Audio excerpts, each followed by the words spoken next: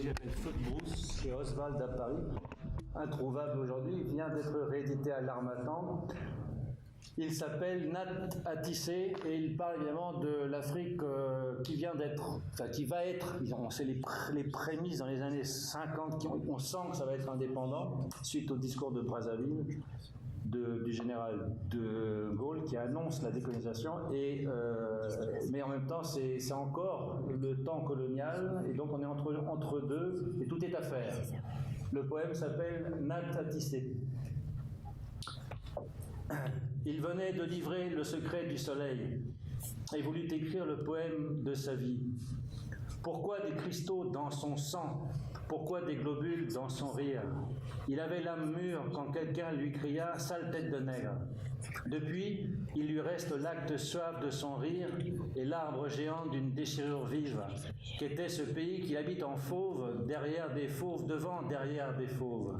Son fleuve était l'écuelle la plus sûre, parce qu'elle était de bronze, parce qu'elle était sa chair vivante.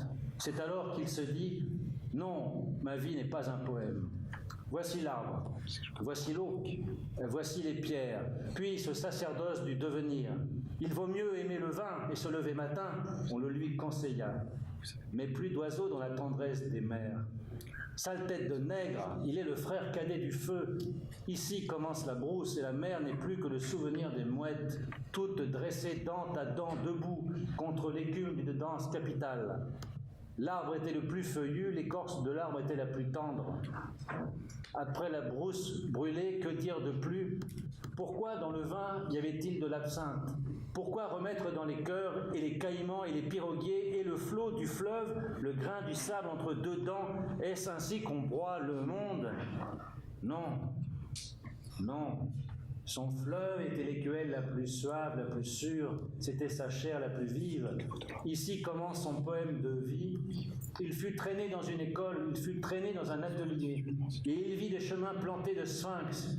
Il lui reste l'arc suave de son rire, puis l'arbre, puis l'eau, puis les feuilles. C'est pourquoi, vous le verrez, les piroguiers de pied ont repris aux remorqueurs de coton français leur clameur. Ce vol est un vol de colombes. Les sangsues ignoraient l'aigreur de ce sang-là. Dans l'écuelle la plus saine, sale tête de nègre, voici ma tête congolaise, c'est l'écuelle la plus saine. Voilà, je vous remercie. Et aujourd'hui, toujours à propos d'être d'exception, nous avons l'immense plaisir d'accueillir ma collègue, Madame Dostena Angelova, et qui va nous parler de quelque chose qui est à la fois extrêmement connu et extrêmement inconnu, les experts de l'Union européenne. Et Dostena Angelova est docteur de l'école des hautes études en sciences sociales, en anthropologie sociale et spécialement en anthropologie politique. Elle a donc une expertise dans ce domaine et a fait une enquête, a mené une enquête, une recherche de longue durée sur un terrain extrêmement difficile que je connais, moi, pour l'avoir écouté m'en parler longuement. Un terrain dont moi j'ai fait des terrains très difficiles dans ma vie, croyais-je, et je pensais être un peu blasé, être un petit peu couturé, cicatrisé. Ben, pas du tout. Le terrain de ma collègue est un terrain extrêmement compliqué, difficile d'accès et dangereux. Et d'autant plus difficile qu'il se situe au cœur même de notre monde, c'est-à-dire dans notre société. C'est toujours plus difficile, je pense, de travailler quand on doit aller profondément. On n'a pas la protection de la distance géographique, culturelle, parfois physique ou linguistique qui permet, vous savez, on fait une pirouette et quand on est étranger, on prend le mauvais sens. À Londres, on prend le rond-point dans le mauvais sens, on fait une pirouette, je suis français, I'm French, on pardonne, ça va. Mais là, non. Donc c'est un terrain très difficile. Et sur un sujet qui est très stratégique, puisque non seulement il influe sur la vie quotidienne au sens le plus propre, mais sur l'avenir immédiat et à long terme. Et ces experts sont d'une société fermée, très ésotérique. Et donc, Madame Dostena Angelova est une des rares à l'avoir abordé de près. Je pense que ce qu'elle va nous confier aujourd'hui est très important et très intéressant, et c'est assez rare pour le souligner. Alors, elle est membre du laboratoire SAGE, le même que le mien, c'est-à-dire, je ne me rappelle plus l'acronyme, ça a l'air bien, SAGE, c'est Société, Acteurs, Gouvernement en Europe. Je vais juste apporter tout d'abord une correction au titre, mais avant ça aussi, je voudrais remercier Monsieur Leroux et ce séminaire de m'avoir invité, parce que le sujet des big men, des hommes d'exception, apparemment se situe dans beaucoup de contextes culturels dans le monde, mais aussi dans notre propre monde. Et alors j'essaierai de vous montrer de quelle manière on pourrait aborder un sujet assez controversé.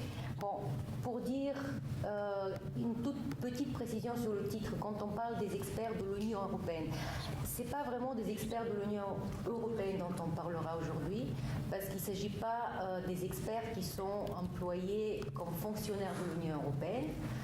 Moi, j'ai fait 3 terrains que je mets en comparaison, 3 terrains d'anthropologie politique contemporaine.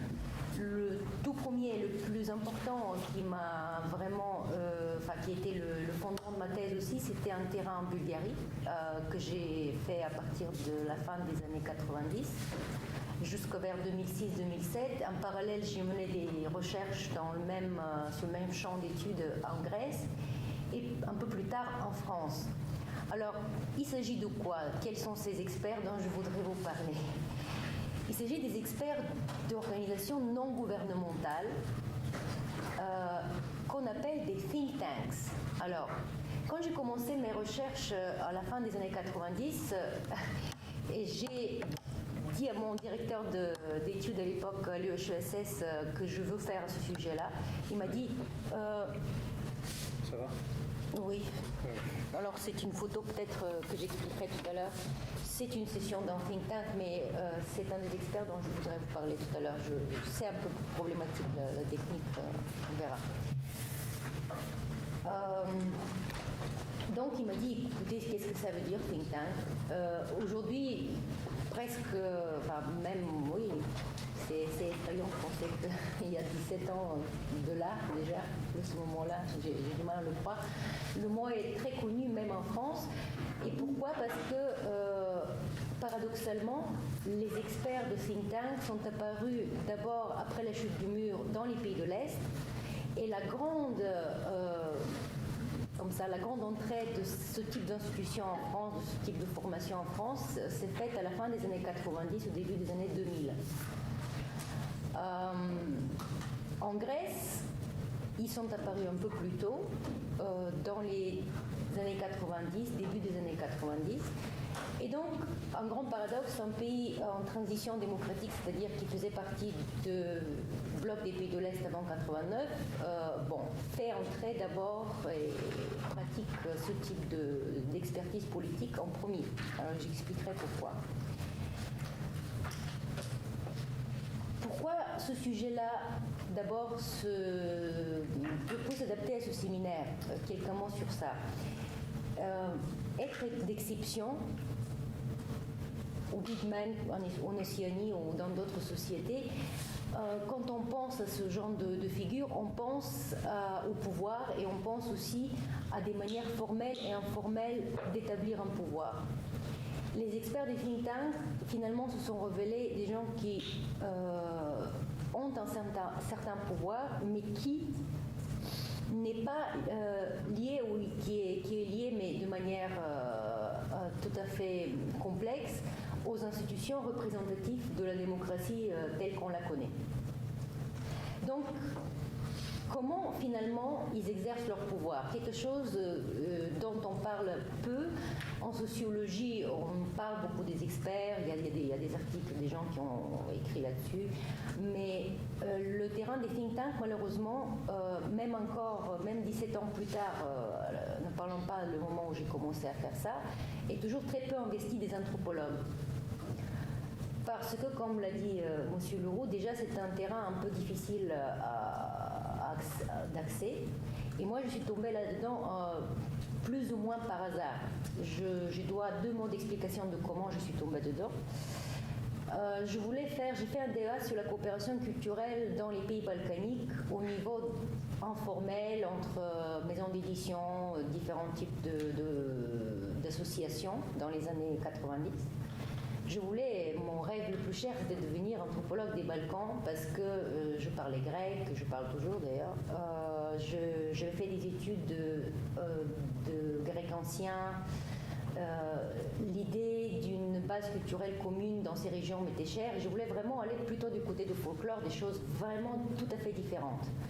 Mais en explorant le thème de la coopération culturelle, tout d'un coup, j'ai commencé à rencontrer, dans les années 90, pas mal d'associations financées ou dans des grands projets pour remettre la paix dans la région suite à la guerre en Yougoslavie, parce que, je ne sais pas si vous vous souvenez, c'était l'époque où il y avait encore des conflits en ex-Yougoslavie qui ont commencé dans les années 90. Avec un grand apogée, le bombardement de Belgrade en 1999 par l'OTAN, par les forces de l'OTAN. Et faisant des entretiens dans ce champ culturel, tout d'un coup, j'ai commencé à m'apercevoir que les acteurs qui s'occupaient de cette coopération, vraiment à un niveau beaucoup plus haut que les toutes petites associations, c'était des gens qui s'appelaient des experts de think tank. Et en plus, ce n'étaient pas vraiment des gens qui étaient liés à la culture de manière directe, mais qui s'occupaient en même temps de projets politiques, qui étaient liés à un réseau. Et petit à petit, je suis rentrée dans un champ qui était totalement différent de mon idée initiale. J'ai eu la facilité d'accès parce que ma mère est prof d'université en sciences politiques en Bulgarie.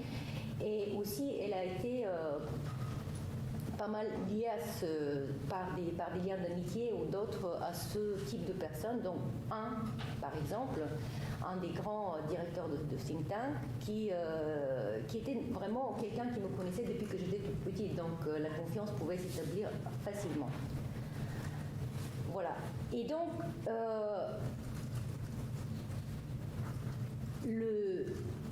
la chose, pour aller plus loin, parce que sinon je dois vous raconter tout le terrain et ça ne sera pas possible, la chose la plus intéressante aujourd'hui pour nous, c'est que ce type d'experts de think tank que j'ai pu vraiment étudier de manière assez longuement en Bulgarie, leur façon de se légitimer, de légitimer leur pouvoir, leur présence dans les médias, leur façon d'influencer les jeux politiques, les recompositions de partis, la rédaction de lois, et en même temps d'influencer l'opinion publique, est légitimée d'une manière et avec un discours très semblable à celui qui est pratiqué, donc je me suis rendu compte, par les mêmes types de personnes en Grèce et puis en France. Vraiment, on peut retrouver carrément des mots qui sont les mêmes. Or, vous me direz bien sûr, comment peut-on avoir des mots dans 3 langues différentes, le bulgare, le grec et le français? Vous imaginez que souvent il s'agit soit de franglais, soit de bulgare-anglais, soit de grec-anglais, ou bien des traductions, ou bien du fait qu'on rencontre ce type d'experts dans des réunions et des rencontres au niveau international où l'anglais est la langue de communication. Pour vous expliquer un peu la nature de ces think tanks, d'abord, ça serait nécessaire de vous dire un peu d'où ils viennent. Quel est ce mot, think tank? Alors, think tank, ça veut dire récipient d'idées. C'est une institution, je vais y aller très vite pour une culture générale qui est indispensable pour qu'on avance ensuite avec des biographies et des profils de personnages, parce que c'est ça qui est intéressant de ces experts. Ce sont des institutions donc, qui sont parues à la fin du 19e siècle, déjà. contexte le boom industriel aux États-Unis et en Angleterre, au moment donc où les grands capitaines de l'industrie américaine comme Andrew Carnegie, Andrew Mellon, Henry Ford, Rockefeller ou Russell Sage ont fondé des institutions, des fondations qui d'ailleurs subsistent jusqu'à nos jours. Pourquoi ils l'ont fait? Il y a eu d'ailleurs, à la fin du 19e siècle, des grandes mutineries dans les industries de Syrie, par exemple, aux États-Unis. C'était le moment aussi où il y avait des mouvements radicaux de gauche et un syndicalisme très fort. Et ces barons voleurs, on les appelle des barons voleurs dans un langage, les historiens parlent de ces barons voleurs à l'époque, les mêmes qui sont propriétaires de ces grandes industries, ils décident d'investir dans l'expertise en sciences sociales pour prévenir toute alternative radicale, tout changement radical, et donc s'assurer une opinion publique aussi favorable et puis un accès à des décisions de gouvernement et des politiques publiques favorables. Il y a en gros, je dirais, 4 étapes de développement des think tanks en tant qu'institution, en tant que formation aux États-Unis. Donc, fin 19e siècle, on commence avec, par exemple, le Bureau of Municipal Research of New York. Ça, on pourrait dire que c'est peut-être le premier think tank. Plus tard, il y a Brookings Institution qui est fondé, là c'est déjà 1927, mais c'est vraiment une des institutions qui subsiste encore aujourd'hui et qui est très connue. Brookings, tout le monde connaît, enfin plus ou moins, je ne sais pas si les ethnologues connaissent, mais c'est un des think tanks les plus illustres aux États-Unis. Donc, avec la Première Guerre mondiale, on a un essor de ce type de création de groupements de conseils. En fait, ce sont des conseillers. Alors, pour revenir un peu, pour vous dire, parce que pour moi c'est évident, mais comme pour vous peut-être pas, c'est des groupements de conseillers qui viennent du monde académique, mais qui en même temps participent à des cercles informels de business, qui sont à la fois des éditorialistes aussi dans les journaux et qui ont des fréquentations politiques. Donc, ils sont dans tous ces champs en même temps. Ces groupes de conseil peuvent varier de nombre de personnes, bien sûr, vont remplir plus ou moins, parce qu'ils vont être financés par les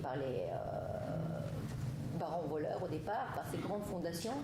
Donc, ils vont remplir plus ou moins des commandes de recherche et de propositions politiques pour la mise en place de lois progressives, appelées de telle manière en tout cas. Avec la Première Guerre mondiale, ces institutions-là commencent à se multiplier et aux États-Unis, on crée un think tank aussi vraiment très très important qui est le Council on Foreign Relations, CFR. Ça, c'est un think tank que je voudrais vraiment écrire là. CFR, Council on Foreign Relations. Ce sont des banquiers et des juristes de New York qui vont être au départ la base de ce think tank, mais aussi des chercheurs en sciences sociales, des banquiers aussi, comme j'ai dit, des avocats, des économistes. Et donc, ils vont participer à la conférence de la paix.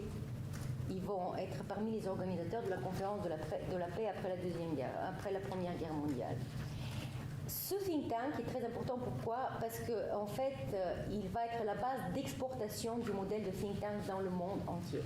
Et aujourd'hui encore, le Council on Foreign Relations, si vous tapez sur Internet, et vous allez voir, c'est une des institutions, on l'appelle le shadow government, c'est le gouvernement en ombre des États-Unis.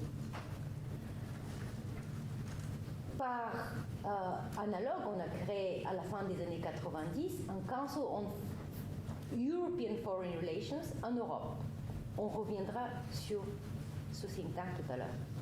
La Deuxième Guerre mondiale, à notre essor, grande apparition de think tank dans le domaine des affaires étrangères. Vous le savez bien, la Deuxième Guerre mondiale est une date clé pour l'histoire européenne parce qu'à la fin de la Deuxième Guerre mondiale, donc l'Europe est complètement détruite. Les États-Unis, y compris dans le monde, prennent donc la relève des anciennes puissances coloniales et établissent, suite aux accords de Bretton Woods, ce qu'on appelle la Pax Americana. Financièrement, militairement et politiquement, les États-Unis deviennent des leaders du monde occidental. Face à eux, ils ont, dans la guerre froide, l'Union soviétique. Et dans cette lutte idéologique qui va continuer jusqu'à la chute du mur, les think tanks vont jouer un rôle très important. Il y a une grande exportation à la fin de la Deuxième Guerre mondiale de think tanks en Europe, en commençant par l'Allemagne de l'Ouest, parce que l'Allemagne de l'Ouest est vraiment le lieu phare, le lieu stratégique d'expansion de la soft power. Et ça, c'est aussi un terme que je voudrais vous écrire, la soft power américaine. Soft power, c'est la puissance douce, c'est-à-dire semi-formelle. Elle n'est pas institutionnelle, elle n'est pas visible toujours, elle pénètre de manière informelle et c'est pour ça qu'on l'appelle soft power. À travers, par exemple, des stations radio comme Radio Free Europe, à travers aussi beaucoup d'initiatives culturelles comme le Congrès pour la culture qui a été organisé à Genève, dont le grand scandale éclate dans les années 70 parce qu'il y a pas mal de Français et même illustres Français comme Malraux et Raymond Aron qui y participent et qui s'avère que cette conférence et ces réunions d'intellectuels ont été subventionnées par la CIA. Et c'est la CIA elle-même qui met le scandale, enfin c'est un scandale interne qui éclate et qui donc met au grand jour la participation de la CIA à ce congrès culturel à Genève. Mais en tout cas, en ce moment-là aussi, commencent à être créées différentes fondations, comme la Bertelsmann Foundation et d'autres, qui jusqu'à nos jours d'ailleurs continuent à fonctionner et à subventionner la recherche en sciences sociales. D'où vraiment la difficulté de ce sujet-là, aussi pour un anthropologue et pour quelqu'un qui fait des sciences sociales, parce que finalement, on est en train d'analyser des gens qui ont déjà un bagage culturel et une prétention eux-mêmes de produire des analyses dans le monde social. Donc analyser des analyseurs, c'est une prétention qu'on ne laisse pas impune d'ailleurs. Comment ? Les images, non ? Ah oui. Ben, non, les images, ça va être pour tout à l'heure. De toute façon, ça ne marche pas. Alors, il y a un mot de passe, je ne connais pas cet ordinateur. Je ne sais pas comment faire. J'aurais besoin d'un assistant tout à l'heure pour les images. Parce que là, il y a un mot de passe, je ne connais pas. Donc les images vont intervenir au moment où je parlerai des différents experts. Et donc, il y a la chute du mur, la 4e période, et à ce moment-là, c'est le moment de la victoire, du triomphe, de la fin de l'histoire, comme dit Fukuyama, etc., de la démocratie dans le monde entier. En tout cas, idéologiquement, le discours pratiqué par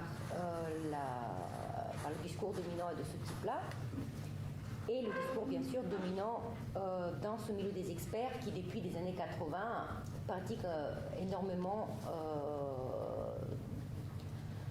ce que Bourdieu appelait la vulgate mondiale, qui est liée malheureusement à des notions tout à fait louables comme les droits de l'homme, par exemple.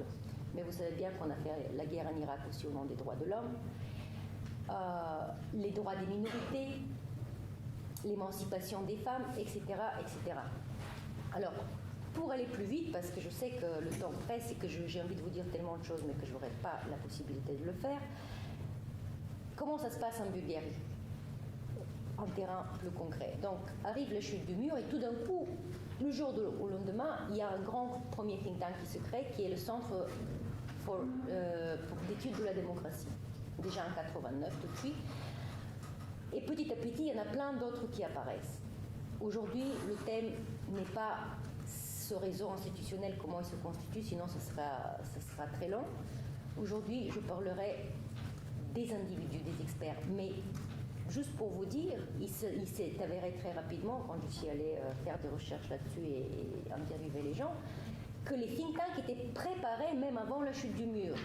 Donc le mythe déjà de dire qu'il y a une libération des peuples en 89, est quelque chose que mon travail de thèse a questionné, puisque ce sont en plus les enfants de la nomenclature communiste qui pouvaient faire des études à l'étranger, à Londres, aux États-Unis et ailleurs, qui se retrouvent à devenir les anticommunistes au premier rang, qui vont être les leaders idéologiques justement de la décommunisation et de la démocratisation. Ce sont ces experts des think tanks. Au départ, d'ailleurs, leur rôle principal est revendiqué, tout à fait légitimé par le fait qu'il n'y a plus rien qui reste, que le pouvoir est souillé, qu'il n'y a plus d'élite possible pour reprendre les choses en main. Donc, leur devoir, ce sera de créer des partis politiques, c'est vraiment d'influencer le jeu politique directement pour soutenir les forces démocratiques face à l'ancienne nomenclature. Et bien sûr, pour les gens des mortels de commun, personne ne savait que c'était vraiment ces enfants-là qui étaient devenus les hommes les plus légitimes à faire promouvoir les réformes.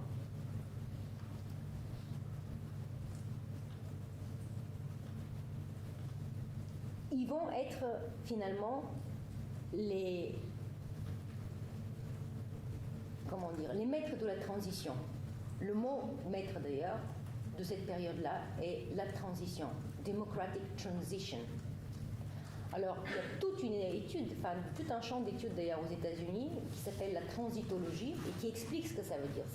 Qu'est-ce que ça veut dire la transition? Ça veut dire la transformation d'un régime dit totalitaire et communiste où la propriété est nationale à une démocratie représentative et économie de marché, avec des critères justement évalués par des think tanks américains, tout d'abord, comme par exemple la Freedom House qui faisait des sortes de chaque année des classements dans les différents pays de l'Est pour dire voilà qui avance le mieux dans ces processus-là. La chose extraordinaire à dire pour cette période-là, c'est que ces think tanks sont financés dans les pays de l'Est, donc en Bulgarie en priorité, surtout par la fondation de George Soros Open Society Foundation, mais aussi USAID, United States Fund for Development, et puis Freedom House, ça c'est un think tank américain qui est lié à l'expansion des think tanks américains dans les années 90, au moment de la vague néoconservatrice, avec Reagan qui avait déjà pour objectif l'expansion de la puissance américaine à l'étranger. Et donc les premières interventions de ce type de think tank étaient dans les pays latino-américains.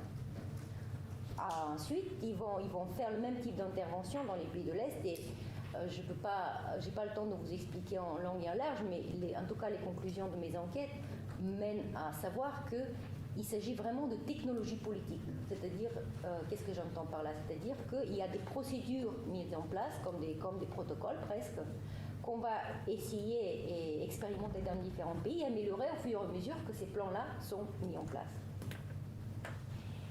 Et voilà. Juste pour la petite histoire, c'est très très long à expliquer tout, mais je pense qu'à travers les personnes, on arrivera à mieux comprendre. Donc, moi, ce que je vous propose aujourd'hui, c'est de vous présenter vraiment la carrière d'un expert très important, bulgare, qui s'appelle Ivan Krastev, voir comment c'est un être d'exception et comment d'ailleurs il va, tout au long de nos entretiens et de ces présences publiques que j'ai regardées, créer toute une idéologie de l'exception. Voilà, parce qu'on parle d'être exceptionnel. Et d'où vient cette idéologie de l'exception? Après, très brièvement, je vous parlerai de deux autres personnes, une en Grèce qui est directeur de think tank Eliamet Loukas Tsoukalis. Et pour arriver à la fin, pour juste conclure avec une petite note un peu française pour vous dire aussi que cette réalité-là s'applique à la France, je vous parlerai brièvement de Zaki Laïdi, un expert français, et surtout de Jean Pisani-Ferry, qui est le directeur du think tank européen Bruegel et qui a été l'homme de l'ombre de la campagne de Emmanuel Macron pour les présidentielles cette année. Et voilà, vous voyez, c'est M. Ivan Krastev dans un journal allemand. Ici, à l'intérieur de Wissenschaftskolleg à Berlin, c'est lui, c'est cette personne-là. Ça, c'est après d'autres photos, c'est un peu en désordre, malheureusement. Voilà, ça, c'est lui aussi. Parce que c'est devenu, toutes ces photos-là, vous voyez bien, ce sont des photos professionnelles. En fait, c'est devenu une star. Il était dans le TED Show aux États-Unis ces dernières années. C'est devenu une grande star. Voilà, ça, c'est lui à la TED Show aux États-Unis. Et là, cette photo-là vient illustrer dans un journal allemand sa dernière parution, son dernier livre qui est publié en français et dont le journal Le Monde vient de parler le 11 octobre, qui s'appelle « L'Europe en route vers l'abîme ». Et alors, je vais quand même vous lire un extrait, parce que j'aimerais commencer par la fin pour arriver au début, vous lire un extrait de cet article du Monde qui vient juste de paraître. Le livre, donc, Ivan Qui, considéré comme l'un des intellectuels européens les plus influents par les anglo-saxons et les allemands, pourquoi on se demande, le politologue bulgare Ivan Krastev est encore largement inconnu en France. On ne peut donc que conseiller aux Français de combler cette lacune en se précipitant sur son dernier livre, Le destin de l'Europe. En 56 pages, tout aussi dense que limpide, Ivan Krastev dresse la meilleure analyse publiée ce jour sur l'état actuel de l'Europe. Ça, c'est l'analyse du journal Le Monde. Donc, si vous voulez savoir l'état de l'Europe, lisez Ivan Krastev. 2 ans après l'arrivée massive de réfugiés, car c'est bien ce phénomène et non la crise institutionnelle de la zone euro qui, pour l'auteur, constitue la principale menace qui doit affronter le vieux continent, il y a urgence. Alors, c'est vrai, c'est une vraie menace, personne ne dit non. Etc., etc. Donc, un long article. En tout cas, ce qui est important, c'est qu'on parle déjà d'un des intellectuels les plus influents d'Europe et que les Français doivent tout de suite connaître.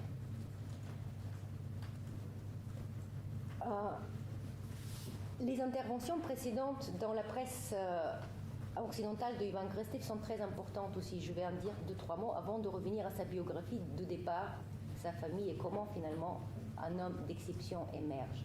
Et qu'est-ce que ça veut dire ? Il est très important de savoir qu'en 2003, ce directeur de think tank, qui est le Center for Liberal Strategies, lui donc, il a été créé en 1996 en Bulgarie, exprime déjà dans la tribune de Die Zeit son non à la vieille Europe et à la politique donc proposée par De Villepin, je ne sais pas si vous vous souvenez à l'époque, de retrait de la France de la force qui allait intervenir en Irak. Juste une citation. Non, sans mon Amérique à moi, s'appelle l'article publié dans le Zeit. Krastev prétend carrément donc au rôle de porte-parole de l'Europe de l'Est face à la vieille Europe de Dominique de Villepin, et il dit: le fait qu'une partie de l'élite de l'Europe occidentale a cédé à la séduction de la rhétorique anti-américaine et a abasourdi l'Europe de l'Est. Pour la nouvelle Europe, l'anti-américanisme n'est pas seulement une question de mauvais goût, mais également un symptôme de menace politique. La rhétorique anti-américaine, bénie par Paris et Berlin, déstabilise la volonté de continuer les réformes sans proposer une quelconque alternative sensée. Donc, je ne vais pas vous citer toutes les publications dans le monde et dans la presse européenne où Krastev, à cette époque-là, il est cité comme un frontman de cette idée-là dans des pays de l'Est qui s'opposent à la vieille Europe. Pourquoi, on se demande. Et en même temps, pourquoi 10 ans plus tard, Le Monde continue à le publier en disant que lui, c'est vraiment un des intellectuels qui vont guider la nouvelle direction de l'Europe. Regardez, je vais juste vous lire juste un petit extrait. Ce sont donc, voilà,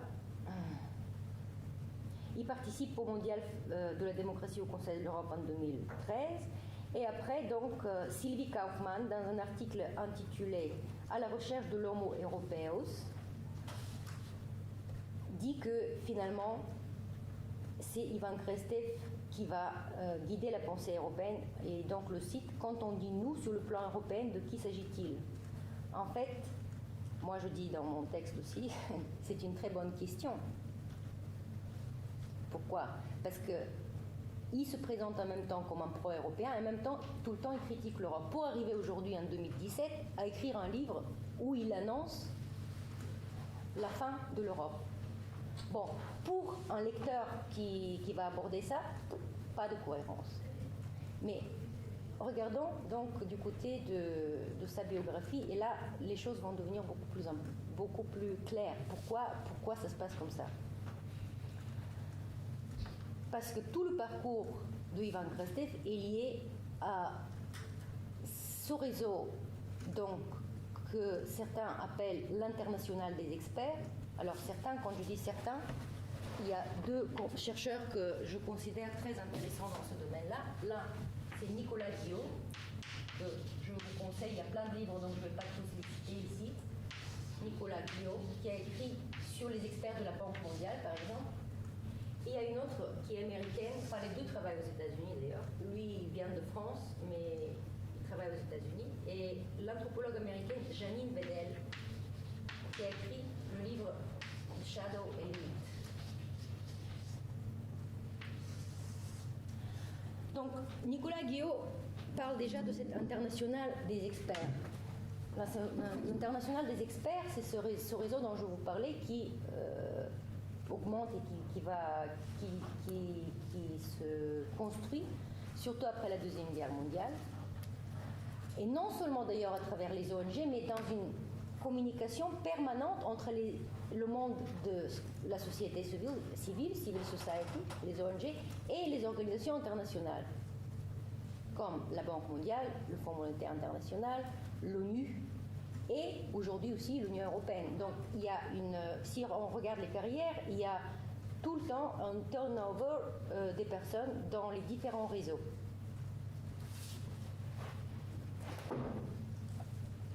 Et Ivan Krastev est tout à fait un produit d'une ascension dans ce type de réseau. Donc dans les années 80, après à la fin, donc juste avant la chute du mur, il est à l'université de Sofia. Il vient d'une famille d'une petite province bulgare, mais le père très rapidement accède au pouvoir et devient rédacteur en chef d'un grand journal communiste, Narodno Mladež. Comme fils de quelqu'un qui est membre du Politburo, donc du bureau du parti politique socialiste, il a le droit rapidement. Enfin, il accède à des réseaux et des possibilités pour arriver à joindre l'école anglaise, très élitiste à cette époque-là. Sofia, tous les enfants de la nomenclature sont dedans et sont destinés à une carrière diplomatique ou dans les cercles économiques.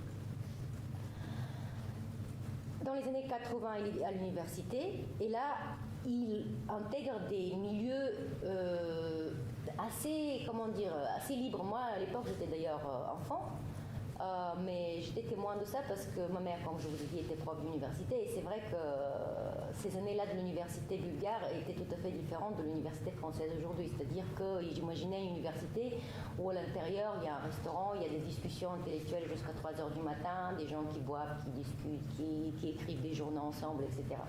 Donc l'image du pays de l'Est sous l'oppression ne colle pas trop à ça d'ailleurs. À cette époque-là, il est jeune étudiant et il tourne autour avec des profs de philo, d'histoire, etc. Et il dit d'ailleurs qu'à ce moment-là, juste après la chute du mur, quand il commence à écrire des tribunes dans des journaux libres, que c'était les meilleures années. Il y a un extrait d'entretien, je vous dis juste parce que c'est marrant, parce qu'il cite quelqu'un en France. Il disait: on était une génération qui professait spontanément le postmodernisme. On avait l'impression que le monde sera tel que nous l'inventerons. Déjà, ça c'est très important, hein, parce que ça fait vraiment partie de cette idéologie. Vous allez voir aussi chez les autres experts de think tank.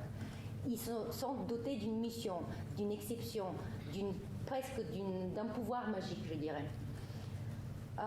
Que tout le monde s'intéresse à nous, qu'on pourrait devenir ce qu'on veut, tout. On discutait avec des grands intellectuels étrangers qui venaient à Sofia. Je me souviens de la visite du philosophe français Bernard-Henri Lévy qui encourageait mon sentiment d'être au centre de l'histoire. Voilà. Et que les gens attendent mon interprétation du monde. Que les gens attendent mon interprétation du monde. Puis c'était aussi encore l'époque où je vivais aussi comme poète. J'avais le luxe de passer des heures à Yaitseto et refaire le monde. Yaitseto, c'est l'œuf, ce restaurant au centre de l'université de Sofia. Et j'ai décidé donc de vous lire un extrait de ce poème que j'ai traduit moi en bulgare, que j'ai réussi à trouver, enfin d'un de ses poèmes, parce qu'il en a publié quelques-uns, et qui s'appelle Hagiographe. Hagiographe, ça veut dire quelqu'un qui écrit l'histoire des saints. C'était apparemment aussi quelqu'un de très, c'est quelqu'un parce qu'il est encore vivant, très doué dans le sens spéculatif du terme. Il a vraiment un mental extrêmement fort et apparemment aussi un talent poétique et une clairvoyance parce qu'à l'époque, il n'avait pas encore du tout intégré un think tank, il était juste, il traînait dans les milieux universitaires comme je vous l'ai dit. Servant que l'on a proclamé prophète, nous croyons dans le silence vertueux et maudissons nos talents malheureux qui ont fait leur pain avec du faux, bien mélangé au vrai. Ce que nous avions à dire, d'autres s'en sont chargés. Ce que nous dîmes, enfin, nous était étrangers. Incroyable. Enfin, moi, je trouvais, quand j'ai suis tombée sur ce poème, je me suis dit, c'est pas possible. Cet homme, il voyait vraiment à quoi il se destinait et le compromis qu'il allait faire. Ce que nous avions à dire, d'autres s'en sont chargés. Ce que nous dîmes, enfin, nous était étrangers. La légitimité, d'ailleurs, de ces experts en Bulgarie était doublement fondée au départ. Elle était fondée surtout par leur financement. Imaginez un seul instant une université où les profs, tout d'un coup, après les chutes du mur, gagnent 100 € par mois. Ils n'ont pas de quoi se payer quoi que ce soit. Rien. L'État se retire complètement du circuit culturel, des journaux, de l'université, de tout. Il y a un collapse total.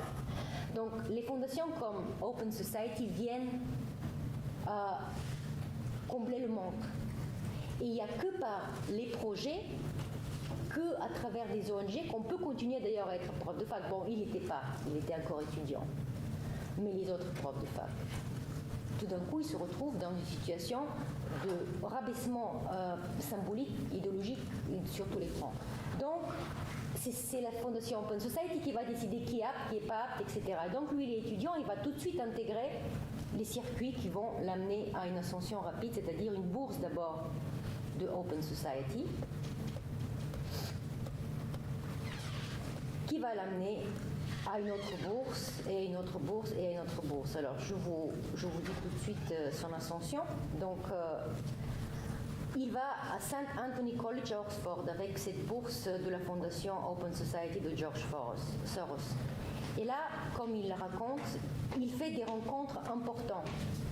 Tout est une question de rencontre, tout est dans l'informalité. Et dans les discours de ces experts des think tanks, vous allez, si vous faites des recherches là-dessus, mais je l'ai vu aussi bien en France qu'en Grèce, partout, quand ils vous racontent leur vie, ils insistent sur ce côté informel, fortuit, amical, tout est cool, quoi. Tout est, voilà, et par hasard, et un hasard, et un autre hasard.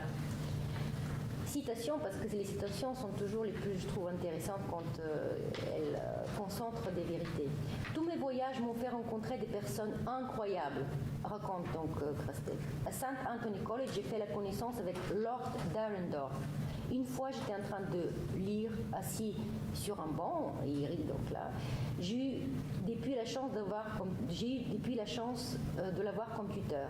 Il m'a aidé en tout. C'est lui qui a insisté auprès de la fondation Naumann pour soutenir mon idée de fonder un think tank. Il a tout fait pour moi. Bref, on continue, je ne vais pas vous lire tout.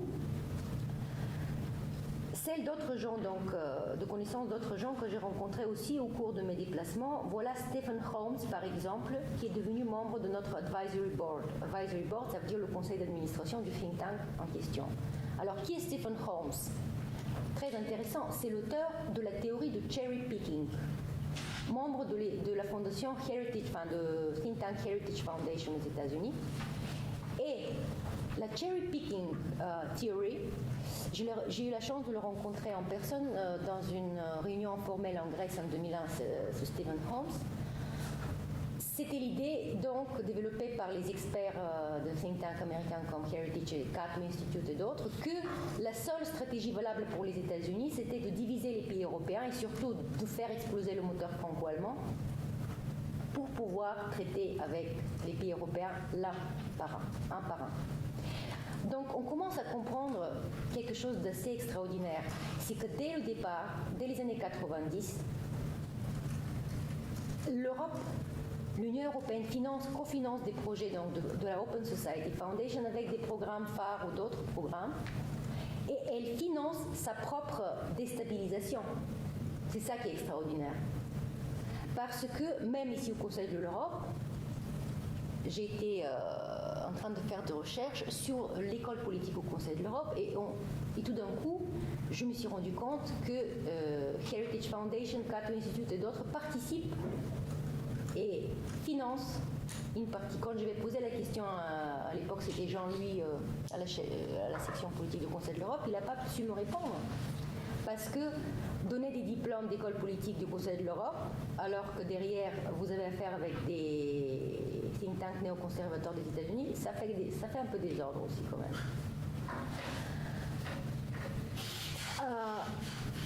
Et donc, il fait ensuite aussi d'autres rencontres d'un Polonais qui s'appelle Janusz Bugajski, qui lui était en selle dans ces réseaux-là depuis les années 80. Et carrément dans les réseaux, lui, de Radio Free Europe, de la CIA et d'autres. Mais bien sûr, tout ça couvert sous des jolis noms de différentes institutions de style... je vais juste vous lire quelques-uns de ces instituts qu'il avait intégrés. Donc il a été, Bugajski a été US Foreign Service Officer au Foreign Service Institute des États-Unis, par exemple. Il a fondé un think tank qui s'appelle CSIS en 86. Et donc il a été aussi un des hommes qui a vraiment lancé Krastev dans ces réseaux-là. Petit à petit, il va avoir d'autres bourses. Donc, je vais juste vous les énumérer. Ça, vous allez être abasourdi, mais c'est important parce que vous allez voir comment se bâtit une carrière sur différents plans. Donc, bourse de recherche à Washington par le German Marshall Fund des États-Unis. German Marshall Fund des États-Unis, c'est quoi? C'est le fonds qui a été instauré au moment, après la Deuxième Guerre mondiale, en même temps donc il y a eu le plan Marshall en Europe, et qui d'ailleurs a lancé l'arrivée de cette soft power dont je vous ai parlé dans le contexte de la Pax Americana. Donc le German Marshall Fund est vraiment une organisation très importante, comme d'ailleurs un autre qui s'appelle Aspen Institute, dont je pourrais vous parler une fois parce qu'il est très important dans le contexte français, mais c'est lié à German Marshall Fund. Après, il a une bourse de séjour au Woodrow Wilson Center for International Scholars, toujours à Washington, un grand think tank créé autour de la Deuxième Guerre mondiale. 98-99, de nouveau boursier de Open Society à George Soros. Il se rend avec cette bourse à Wissenschaftskollegium à Berlin. Alors, Wissenschaftskollegium à Berlin, qu'est-ce que c'est?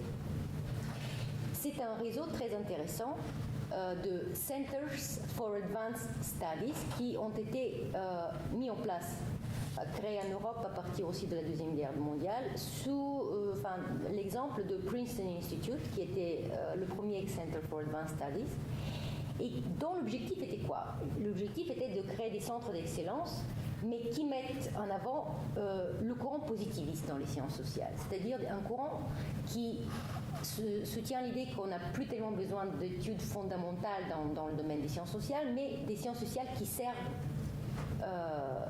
tout de suite à créer, conseiller des études dans le domaine public, des politiques publiques.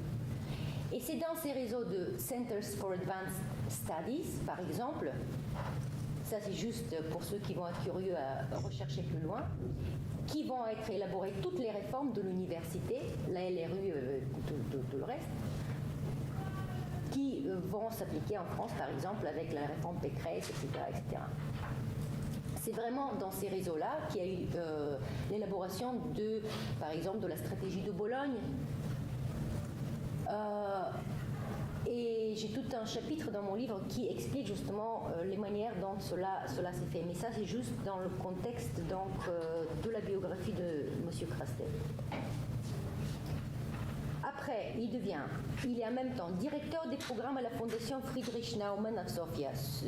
Fondation Friedrich Naumann, c'est une fondation donc libérale allemande, parce que l'Allemagne a 3 grandes fondations qui financent beaucoup ce type d'initiative dans le domaine aussi des sciences sociales: Friedrich Ebert, Friedrich Naumann et Konrad Adenauer, voilà. Il préside bien sûr le Center for Liberal Strategy, c'est son propre think tank, depuis 1994, membre du Conseil du Club Atlantique, membre du Conseil de l'Union des fondations et des associations bulgares, membre du réseau Balkan Civic Network, membre du Conseil consultatif de la filiale bulgare de l'Agence d'aide au développement des États-Unis, USAID, c'est-à-dire il va participer dans la distribution de fonds de cette fondation-là. En fait, en faisant des recherches, je me suis rendu compte qu'il s'agit vraiment d'un contrôle sur ce qu'on peut appeler le marché des projets. Et le marché des projets n'est pas un marché libre, c'est un vrai marché. Et comme vous allez vous apercevoir de plus en plus dans le cadre justement des nouvelles réformes en France et même à l'université, comme notre institut d'ethnologie, on va être de plus en plus dépendant des projets. Et donc l'État se retire, l'argent de fonctionnement se retire et tout dépendra de projets. Dépendre de projets, c'est bien, sauf que ceux qui commandent la musique disent aussi ce qu'il y aura dans le projet. Et donc il y a des modes qui vont tourner et qui vont,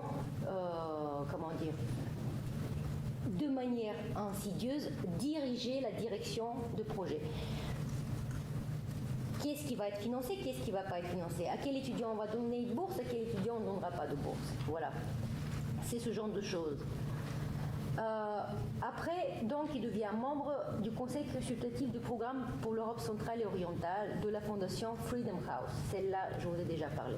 Membre du conseil éditorial de la revue de l'Europe du Centre-Est, fondée par l'Université d'Europe centrale de George Soros. Ici aussi, une parenthèse. Qu'est-ce que c'est l'Université de l'Europe centrale de George Soros? Central European University. Quelqu'un a entendu parler déjà de cette université? Non.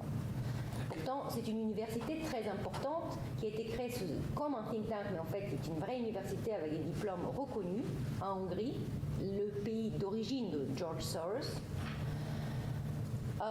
Ce grand philanthrope qui est un des premiers à profiter d'ailleurs de la transformation du capitalisme industriel en capitalisme financier, un ex-trader. Donc il fonde cette université-là pour créer, dit-il, d'ailleurs il l'avoue, la nouvelle élite économique et la nouvelle élite aussi intellectuelle de l'Europe de l'Est. Actuellement, il a quelques problèmes en Hongrie, justement. Mais c'est vraiment une université où à la fois il aura la grande doxa néolibérale sur le plan économique, c'est-à-dire la politique vraiment la plus dure de coupe sociale dans tous les sens. C'est la politique par exemple polonaise dans les années 90 qui a été mise au point avec cette université notamment.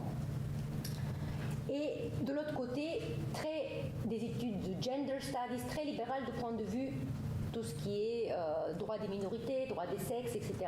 Donc d'un côté, la doxa dure sur le plan économique, de l'autre côté, libéralisme sur le plan donc des droits des minorités, droits des genders, etc.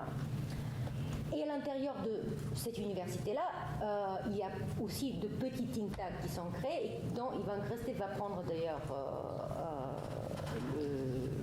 l'initiative souvent.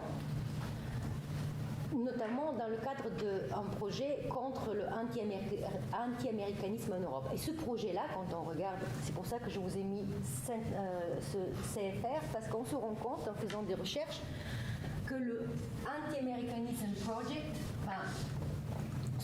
le projet qui va étudier l'anti-américanisme en Europe et voir comment le prévenir, va être lancé par le Council on Foreign Relations des États-Unis et qui va ensuite être donc transféré à l'université à Budapest.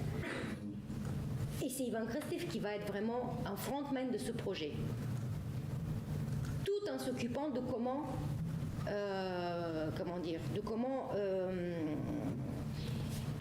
promouvoir l'idée européenne, par exemple. Sauf qu'aujourd'hui, avec une très grande joie, il l'enterre dans ce livre. Et malheureusement, il n'y a pas un seul éditorialiste en France qui puisse justement écrire la vérité là-dessus. Parce que la vérité, c'est quoi?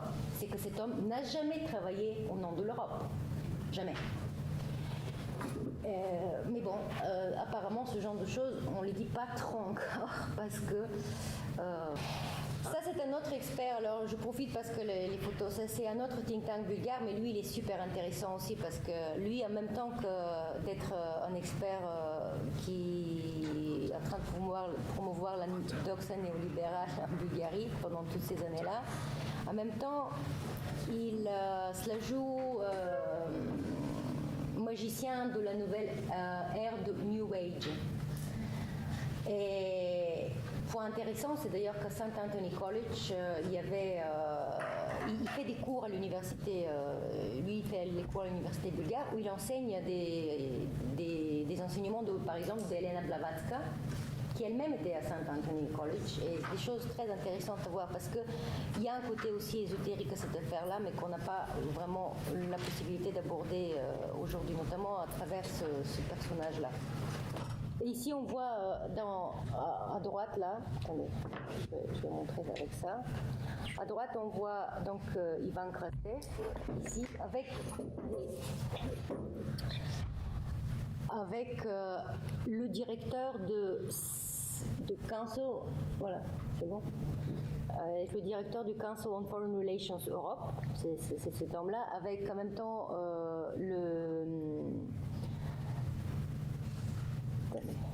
voilà, c'est bon, le président de l'Estonie, Thomas Hendricks, c'est le premier à gauche.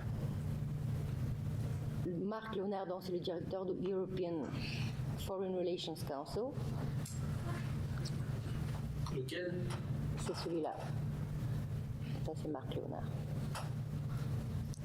Celui-là. Donnez le laser à Madame Anguera. Voilà.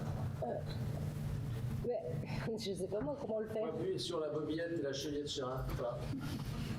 Ici. Voilà. C'est celui-là. Voilà. Pardon. Sur cette photo-là, on le voit en 2005. Il est membre de la 3e commission Carnegie, parce qu'il y en a plusieurs commissions. Je vous ai dit que la première commission Carnegie était après la Première Guerre mondiale. On a créé une 3e commission Carnegie pour les Balkans. Et Ivan Krastev se trouve ici en compagnie, par exemple, de Giuliano Amato, je crois que c'est lui, qui est ministre des Affaires étrangères italien. Donc, pourquoi je vous montre cette photo? C'est parce que c'est très intéressant de voir qu'on va mélanger. On va retrouver des leaders politiques, donc élus, enfin un ministre, quoi, à côté d'un expert, à côté de quelqu'un qui, là-dedans, il y a aussi, je crois, Bruce Jackson, qui est un leader informel dans le contexte de la guerre en Yougoslavie, tout à fait lié c'est un militaire américain. Il y a des gens de tout genre, en gros, là-dedans.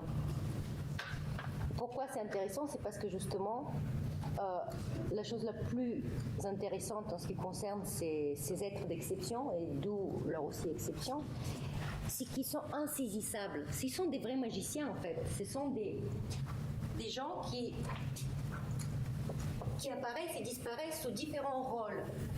On les retrouve sous les feux officiels et en même temps après on les retrouve ailleurs. Alors c'est ce que d'ailleurs Janine Wedel va expliquer dans le contexte américain, parce qu'elle a fait des études très intéressantes en Pologne, après en Russie, et tout d'un coup elle revient aux États-Unis et dit dis donc ils ont aussi pris pas mal de, de pratiques qui viennent de Russie, des pratiques assez mafieuses dans les années 90. Parce que qu'est-ce qui se passe aux États-Unis, dit-elle, on retrouve des personnages, ce qu'elle va appeler des flexians. Alors je l'ai rencontré à un forum aux États-Unis, moi j'avais déjà soutenu ma thèse.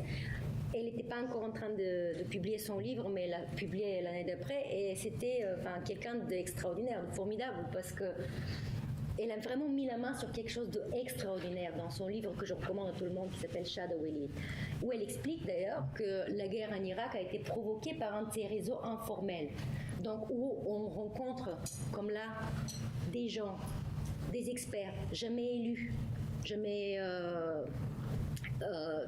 qu'on ne retrouve jamais dans des procédures de la démocratie représentative, à côté des hommes politiques, dans des situations où on va décider des choses. Alors, c'est ça, et ce que moi, par exemple, j'ai appelé aussi dans ma thèse, mais c'est un concept que je développe depuis, c'est le multipositionnement. Ce sont des hommes multipositionnés. On va les retrouver à la fois à l'université, comme prof, comme éditorialiste, comme membre de conseil d'administration d'entreprise, et aussi comme, par exemple, comme des conseillers de la Commission européenne, ou ad hoc, ou pas ad hoc, parfois même avec des postes, mais pour certains, avec des postes à la Banque mondiale, postes au FMI, etc. Donc c'est très intéressant de faire leur biographie. C'est pour ça la méthode biographique, moi je la conseille, parce qu'elle montre beaucoup de choses.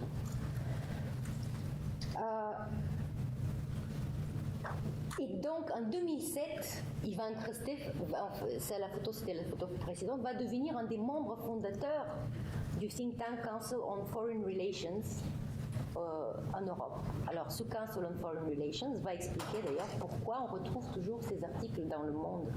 Parce que Mme Sylvie Kaufmann en fait partie aussi, et parce que les grands éditorialistes du Zeit, El País, etc. en font partie aussi de ce Council on Foreign Relations, European Council on Foreign Relations. Et d'ailleurs, dans le site internet de ce think tank, on explique qu'un des objectifs du think tank, c'est de relier l'information pour qu'un sujet stratégique d'un pays européen devienne stratégique pour un autre pays européen. C'est très intéressant, très intéressant. Parce que là,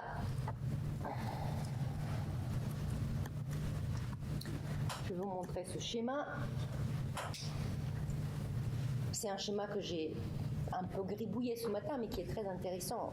C'est au milieu, donc, ce sont les think tanks et toutes ces autres sphères qui viennent empiéter et qui créent une sphère mixte là-dedans, où le politique, l'académique, les médias et l'économie vont se mélanger de manière informelle sur ce terrain des think tanks. Alors, il est quelle heure? Il est déjà 15h45. Je pense que là, il faut vraiment que... Conclure? Je vais conclure, oui, parce que moi, je voulais vous parler... Il y aura des questions, je pense. Ouais.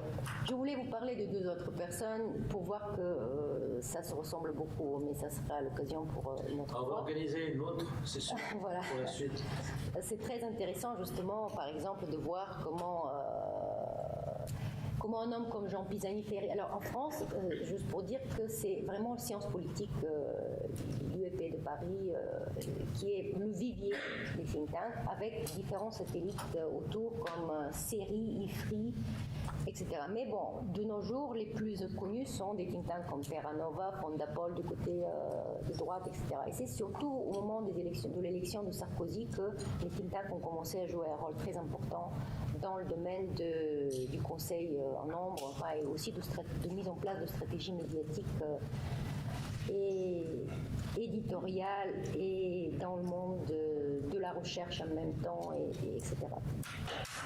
Donc, pour conclure, qu'est-ce que je peux dire? C'est vraiment une figure d'exception, oui. Ce sont des figures d'exception qui croient être dotées d'un super pouvoir.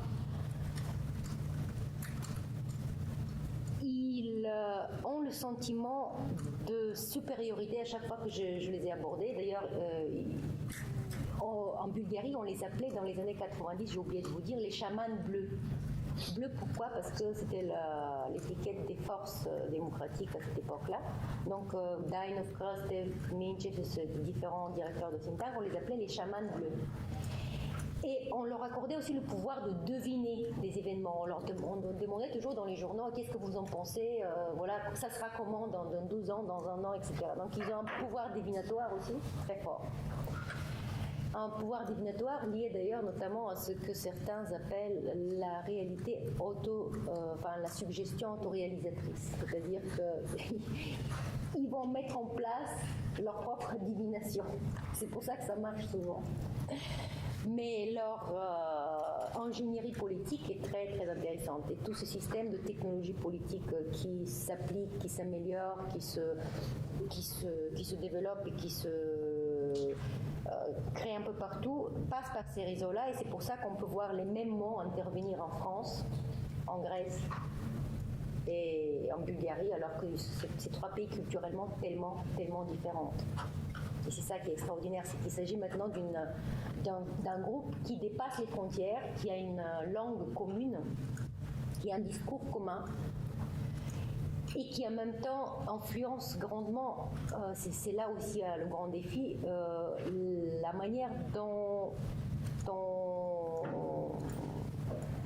on envisage aussi les sciences sociales. Ça nous touche directement.